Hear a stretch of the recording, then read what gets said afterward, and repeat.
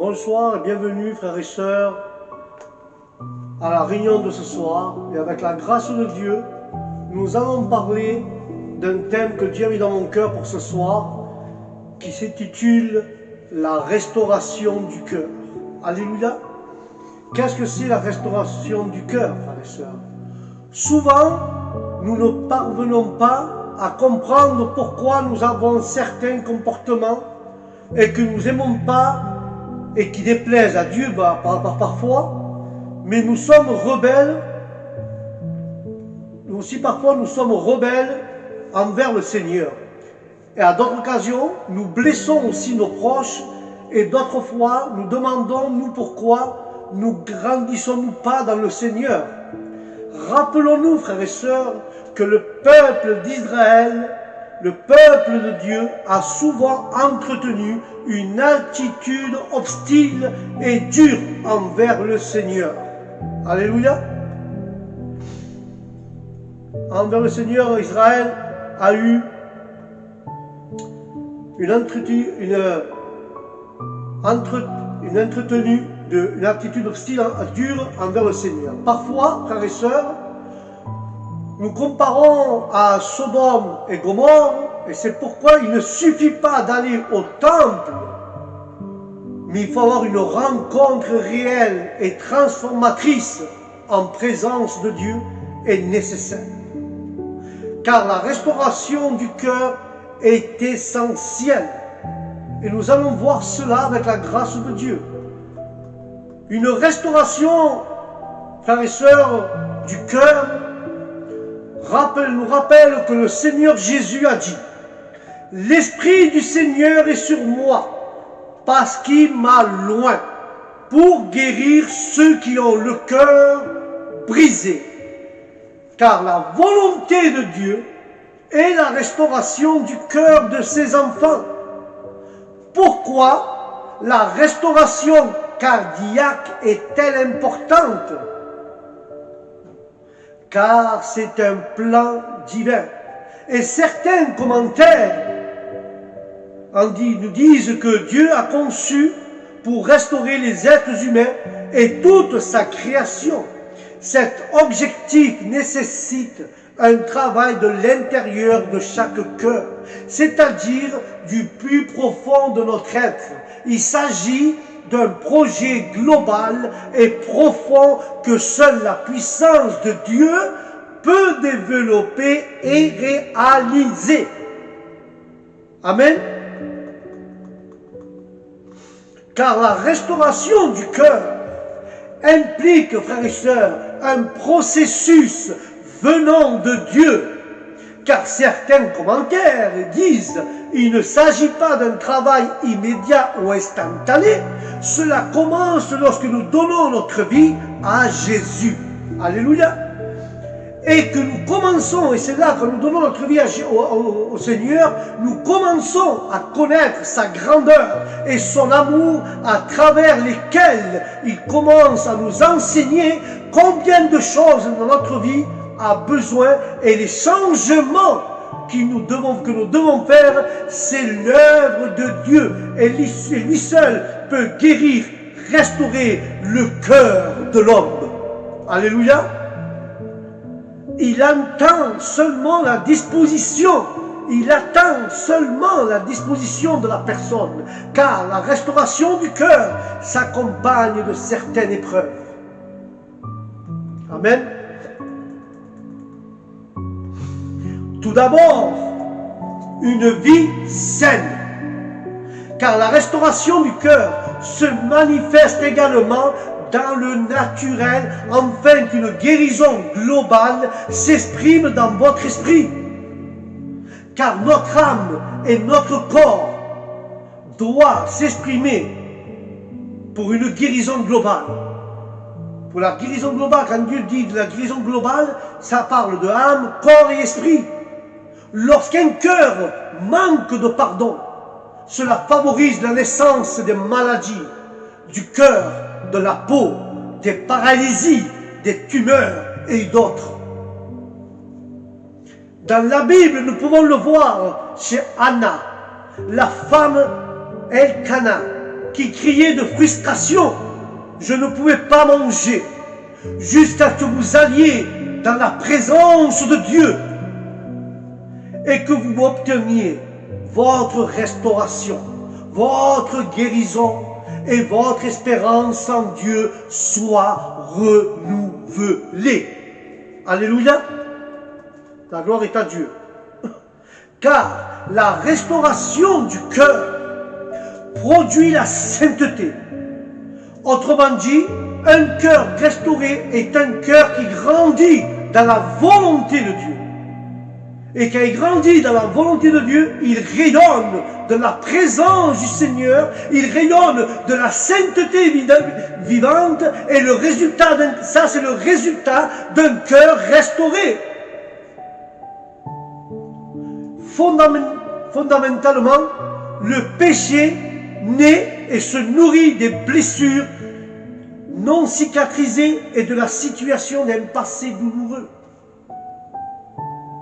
Car la restauration du cœur génère une vie dont le désir est de servir le Seigneur. Car la restauration du cœur permet de porter plus facilement du fruit qui glorifie Dieu. Car nous serons et nous sommes des vases qui portent la gloire du Seigneur. Nous sommes des instruments loin, mais rappelons-nous que l'apôtre Pierre dit au paralytique, « Ce que j'ai, je te l'ai donné. » Alléluia.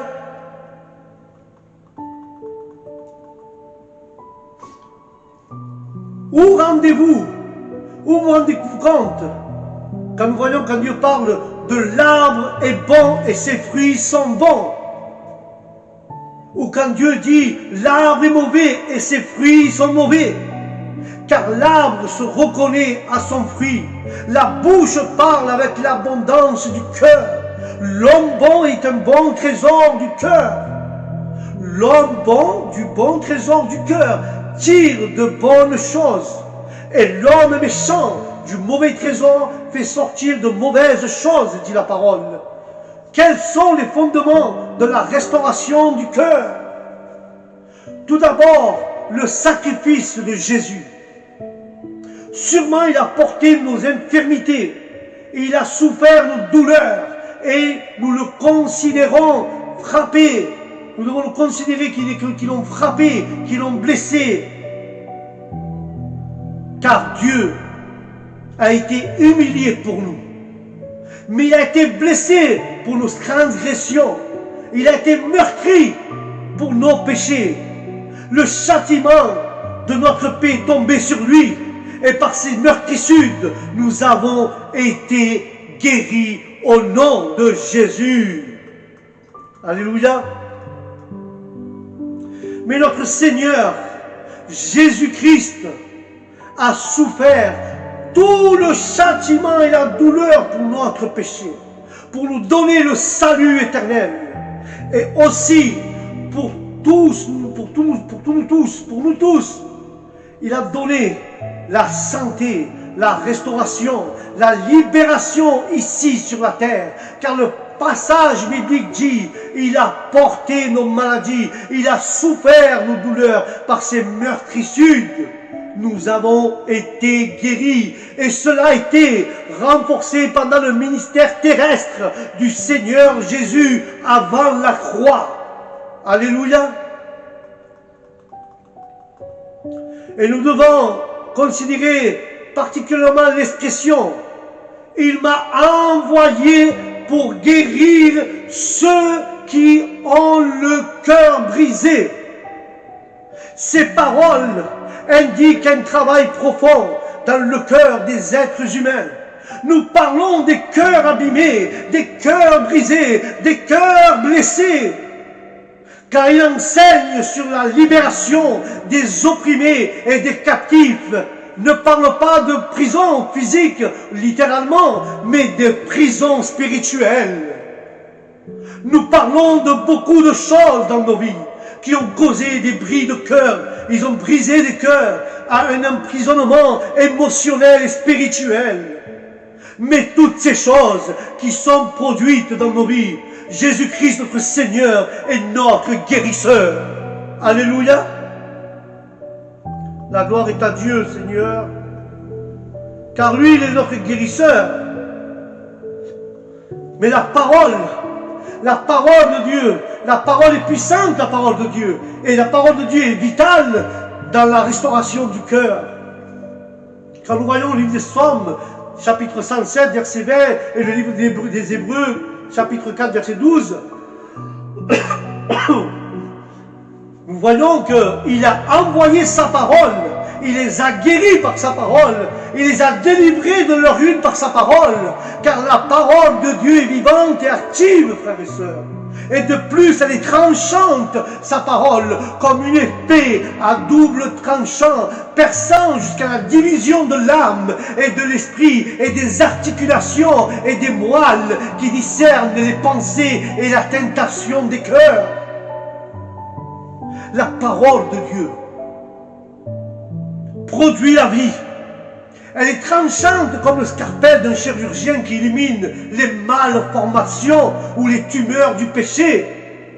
Mais la parole restaure la structure intégrale de la personne. Ça veut dire qu'elle structure la partie intégrale, il restaure l'esprit, la parole. La parole restaure l'âme et le corps et l'esprit, frères et sœurs. Elle est exposée et elle expose les mauvaises intentions et les motivations incorrectes qui se produisent au plus profond de notre cœur, des êtres humains. Dieu voit les cœurs plus profonds des êtres humains, ce qui se produisent, la méchanceté. Et je vais conclure avec cela pour ce soir. Car l'œuvre du Saint-Esprit est fondamentalement dans la restauration du cœur humain. L'Esprit du Seigneur est sur moi parce que le Seigneur m'a loin. Il m'a envoyé pour annoncer la bonne nouvelle aux opprimés, pour panser ceux qui sont le cœur brisé, pour proclamer la liberté aux captifs et aux prisonniers, pour proclamer l'année du bon plaisir. Ce texte biblique nous montre la volonté de Dieu. Nous montre cette volonté de Dieu pour ses enfants. Dieu nous montre sa volonté qui veut nous restaurer, il veut nous guérir, il veut nous libérer. Mais Dieu, la parole dit qu'il veut la libération des captifs, des opprimés spirituels, la consolation, la restauration, la paix, la joie. Et je vais conclure avec cela, frères et sœurs. Aujourd'hui, nous sommes dans le ministère du Saint-Esprit. Est-ce que il veut provoquer la vie de chaque enfant de Dieu? Et je te demande à réfléchir ce soir. Notre Dieu est tout-puissant et aspire à faire son œuvre au plus profond du cœur humain. Il veut faire son œuvre au plus profond de ton cœur. Mais il attend qu'un approche humblement, avec un cœur humble et sincère et authentique. Et là, quand vous êtes approche avec un cœur sincère et authentique, le Saint-Esprit viendra nous aider. Et pour cela, le Fils de Dieu semblait défaire les œuvres du diable.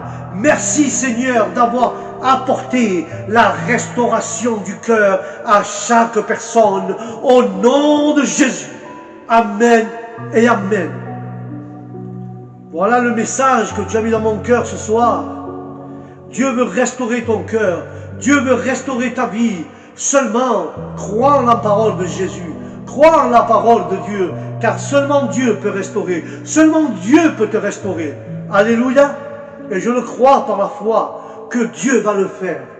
N'oublie pas, quand un cœur sincère s'approche de Dieu, Dieu va restaurer l'âme, le corps et l'esprit. Dieu, quand un cœur sincère s'approche à Dieu, un cœur authentique et sincère, Dieu va restaurer son cœur, son âme et son esprit au nom de Jésus. Alléluia. Voilà mes frères et mes sœurs, le message de ce soir, de cette réunion. Je vous dis à la prochaine réunion avec la grâce de Dieu, et que la paix de Dieu soit dans votre âme et dans votre esprit. Et je vous dis à la prochaine réunion, que Dieu vous bénisse. Shalom.